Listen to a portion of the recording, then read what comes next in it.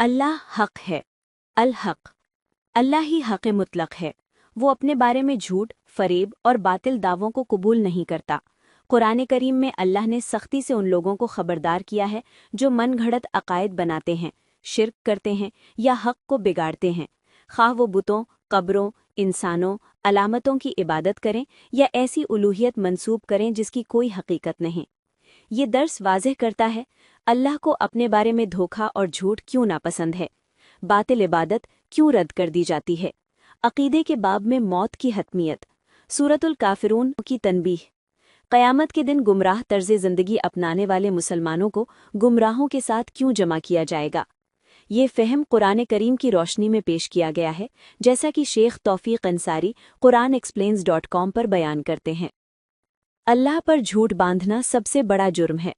दुनियावी मामलात में झूठ गुनाह है, मगर अल्लाह पर झूठ बांधना कुरान के मुताबिक अजीम तरीन जुल्मों में से है।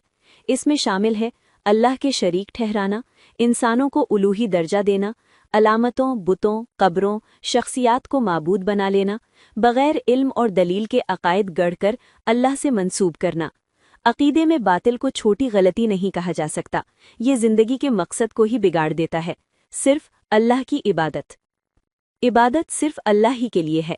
अल्लाह ने इंसानों को बग़ैर किसी वास्ते के अपनी इबादत के लिए पैदा किया है। उनकी इबादत बुत, सलीब, कब्रें, औलिया, नबियों को खुदाई दर्जा देना, मजहबी शख्सियात, तौहीद की सरी खिलाफ वर्जी है। नेक नियत होना बातिल इबादत को दुरुस्त नहीं करता। इखलास तभी कबूल है जब वो हक पर मबनी हो। सूरतुल काफिरून 109। ईमान में कोई समझौता नहीं। सूरतुल काफिरून ये वाज़ेह ऐलान है कि हक और बातिल एक साथ नहीं चल सकते। सूरे का मरकजी पैगाम, अल्लाह हर तरह की मुश्तरका या मिलीजुली इबादत को रद्द करता है। ईमान काबिल सौदाबाजी नहीं।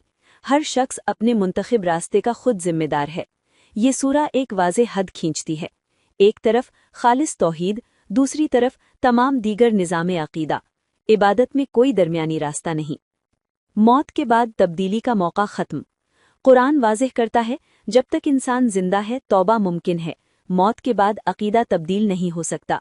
जो शख्स जानबूझकर हक को रद्द करे, बातिल इबादत इख्तियार करे या अल्लाह पर झूठ का दिफा करते हुए मर जाए, नदामत उसे फ़ायदा नहीं देगी। कोई इंसान, नबी, वली या फरिश्ता उसे नहीं बचा सकेगा। अल्लाह का फैसला कतई होगा। नजात जज्बात से नहीं बल्कि मौत से पहले हक की इताअत से मिलती है। गुमराही की नकल करने वाले मुसलमान उसी के साथ जमा होंगे। इस्लाम नाम या सकाफत से विरासत में नहीं मिलता, वो अकीदे और इताअत से साबित होता है। वो मुसलमान जो गैर इस्लामी मजहबी रसूमात अपनाते हैं, कब्रों की इबादत या इंसानों की ताज़ीम को जायज़ ठहराते हैं, कुफ्र की तर्ज़ ज़िंदगी की पैरवी करते हैं, इस्लाम का दावा करते हुए कुरानी हिदायत को नज़रअंदाज करते हैं, उन्हें खबरदार किया गया है कि नकल बिल आखिर मुशाबिहत और वाबस्तगी बन जाती है। क़यामत के दिन लोग उन्हीं के साथ जमा किए जाएंगे जिनकी उन्होंने पैरवी की। महज शनाख्ती लेबल किसी को नहीं बचाएंगे। सिर्फ दुरुस्त अकीदा और खालिस इताअत ही काम आएगी। गुमराही चाहे मुसलमान ही क्यों ना इख्तियार करें, गुमराही ही रहती है। क़यामत का दिन, बातिल अकीदे के मुकाबिल कोई शफाअत नहीं। इस दिन हक पूरी तरह ज़ाहिर हो जाएगा। तमाम बहाने टूट जाएंगे। जज्बाती वाबस्तगियाँ बेफ़ायदा होंगी। कोई ये नहीं कर सकेगा अल्लाह से बहस, अकीदा बदलना, इल्ज़ाम किसी और पर डालना, हिसाब से बच निकलना। अल्लाह का गज़ब नाइंसाफ़ी नहीं बल्कि वाज़ेह तनबीहात को नज़रअंदाज करने का नतीजा है। नतीजा, अल्लाह रहीम भी है और आदिल भी। वो गुनाहों को माफ़ करता है मगर बातिल इबादत को कबूल नहीं करता। सूरतुल काफिरून 109 एक दायमी ऐलान है। इबादत सिर्फ अल्लाह के लिए है। हक बातिल से समझौता नहीं करता। हर शख्स अपने मुंतखब अकीदे का अंजाम देखेगा। ये पैगाम नफ़रत नहीं बल्कि तनबीह है, ताकि इंसानियत वक्त ख़त्म होने से पहले हक की तरफ लौट आए। इस मौजू पर तफसीली मालूमात के लिए शेख तौकीर अंसारी की मुख्तलिफ मौज़ूआत पर तसनीफ़ करदा 94 कुतुब का मुताला करें, जो अमेज़ॉन पर दस्तयाब हैं। मज़ीद रहनुमाई और बसीरत के लिए quranexplains.com भी मुलाहिज़ा करें।